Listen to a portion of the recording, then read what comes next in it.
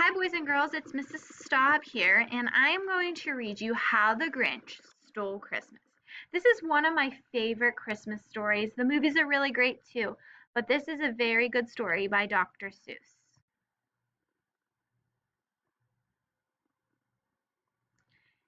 Every Who down in Whoville liked Christmas a lot, but the Grinch, who lived just north of Whoville, did not.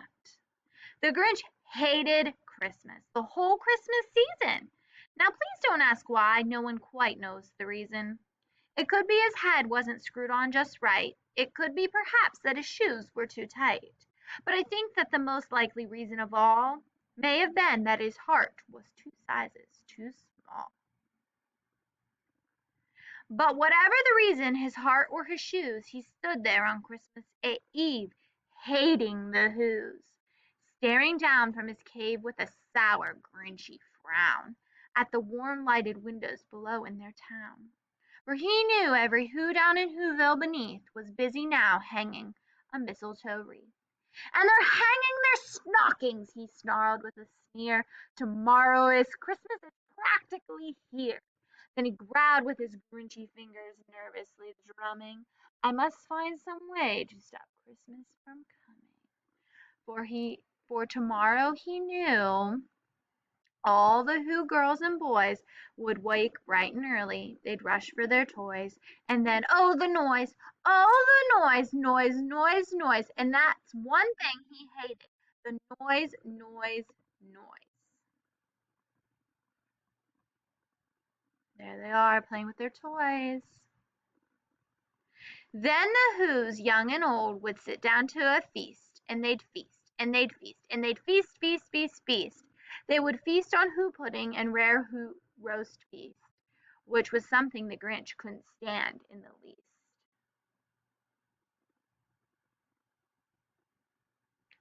And then they do something he liked least of all. Every Who down in Whoville, the tall and the small, would stand close together with Christmas bells ringing. They'd stand hand in hand, and the Who's would start singing. They'd sing and they'd sing and they'd sing, sing, sing, sing. And the more the Grinch thought of this Who Christmas sing, the more the Grinch thought, "I must stop this whole thing. Why, for 53 years I've put up with it now. I must stop this Christmas from coming. But how?" Oh no, here he is. He has an idea. Then he got an idea, an awful idea. The Grinch got a wonderful, awful idea. "All I need is a reindeer." The Grinch looked around. "I know just what to do." The Grinch laughed in his throat, and he made a quick Santa Claus hat and a coat. He chuckled and clucked. "What a great Grinchy trick. With the coat and this hat I look just like Saint Nick. All I need is a reindeer." The Grinch looked around, but since reindeer are scarce, there was none to be found. Did that stop the old Grinch? No, the Grinch simply said, "If I can't find a reindeer, I'll make one instead." So he called his dog Max, then he took some red thread, and he tied a big horn on the top of it. Then he loaded some bags and some old empty sacks on a ramshackle sleigh, and he hitched up old Max. Then the Grinch said, "Giddy up!" and the sleigh started down towards the homes where the Who's lay a snooze in their town. All their windows were dark, quiet snow filled the air. All the Who's were all dreaming sweet dreams without a care. When he came to the first little house on the square, "This is stop number 1, the old Grinchy Claus hissed, and he climbed to the roof, empty bag in his fist. Then he slid down the chimney, a rather tight pinch, but if Santa Claus could do it, then so could the Grinch. He got stuck only once for a moment or two, then he stuck his head out of the fireplace flue. Where the little Who stockings all hung in a row, these stockings, he grinned, are the first things to go. Then he slithered and slunk with a smile most unpleasant around the whole room, and he took every present. Pop guns and bicycles, roller skates, drums, checkerboards, tricycles, popcorns, and plum. And then he stuffed them in the bags, and the Grinch very nimbly stuffed all the bags one by one up the chimney. Then he slunk into the icebox. He took the Who's feast. He took the Who pudding. He took the roast beef. He cleaned out the icebox as quick as a flash, while the Grinch even took their last can of Who hash. Then he stuffed all the food up the chimney with glee, and now, grinned the Grinch, I will stuff up the tree. And the Grinch grabbed the tree, and he started to shove when he heard a small sound like a coo of a dove.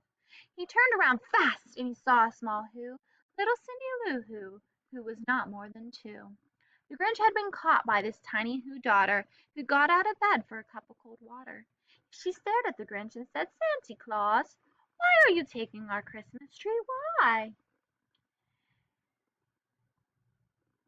But you know that old Grinch was so smart and so slick, he thought up a lie, and he thought it up quick. Why, my sweet little tot, that fake Santa Claus lied. There's a light on this tree that won't light on one side. So I'm taking it home to my workshop, my dear. I'll fix it up there, then I'll bring it back here. And his fib fooled the child, then he patted her on the head. He got her a drink and sent her to bed. And when Cindy Lou Who went to bed with her cup, he went to the chimney and stuffed the tree up.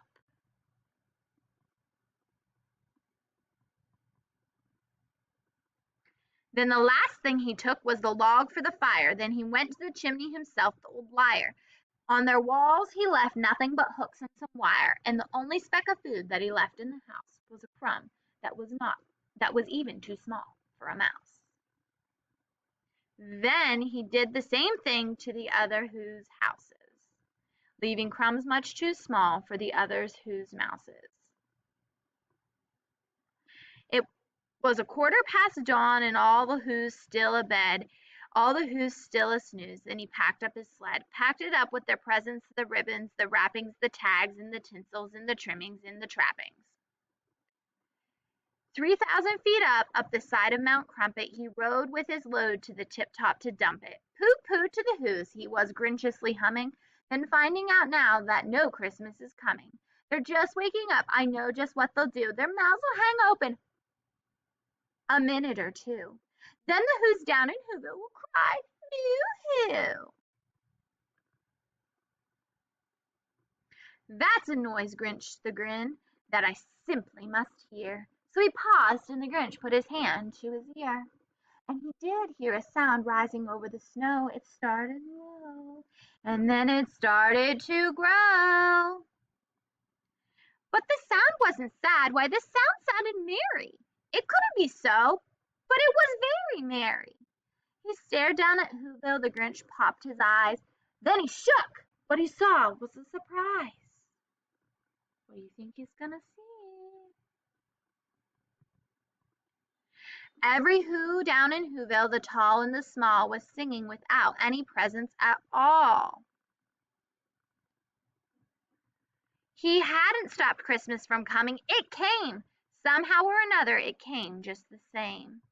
And the Grinch, with the Grinch feet ice cold in the snow, stood puzzling and puzzling. How could it be so? It came without ribbons. It came without ties. It came without packages, boxes, or bags. He puzzled 3 hours till his puzzler was sore. Then the Grinch thought of something he hadn't before. Maybe Christmas, he thought, doesn't come from a store. Maybe Christmas perhaps means a little bit more. And what happened then? Well, in Whoville they say that the Grinch's small heart grew 3 sizes that day. And the minute his heart didn't feel quite so tight, he whizzed with his load through the bright morning light, and he brought back the toys and the food for the feast. And he himself served the roast beef. The end.